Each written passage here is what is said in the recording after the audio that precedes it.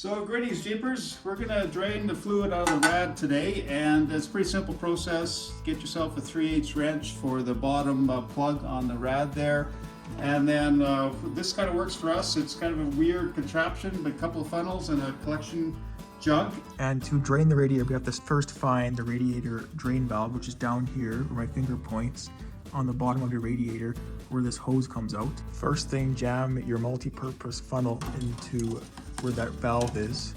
Just jam it in there. Here's a close review of what I did. I pushed the funnel all the way down, stuck the part of the funnel right through the brake line is, and it's right above the valve. And now underneath the Jeep, push your container and your other funnel underneath where this funnel is gonna go, and the fluid will just drain down into this container. Now use your 3/8 wrench to turn the valve like that, and it'll loosen it. Now you can use your finger just to loosen it more.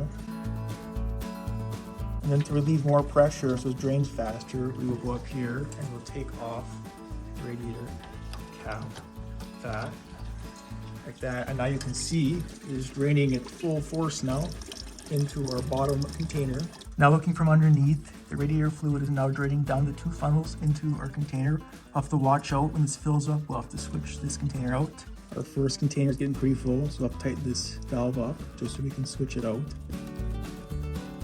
So we're just switching out the jugs here.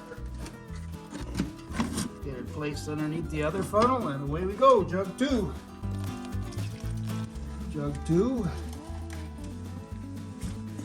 Now it is time to drain the coolant on the L134 Go Devil engine, and to do so, there's the engine coolant valve right here, right below the distributor. Use your 3/8 wrench, and we'll just unloosen this. Now use the double funnel method. Just have to stick two funnels into each other, and we'll just stick it down here, right underneath the coolant valve on the engine block. Just stick it down, it'll go past the shield, and then it'll go right below that valve. Underneath we have our jug on top of a piece of 2x4, and our funnel goes right into our jug. Now we're gonna fully unloosen this valve, just unloosening it, and the fluid will start flowing out.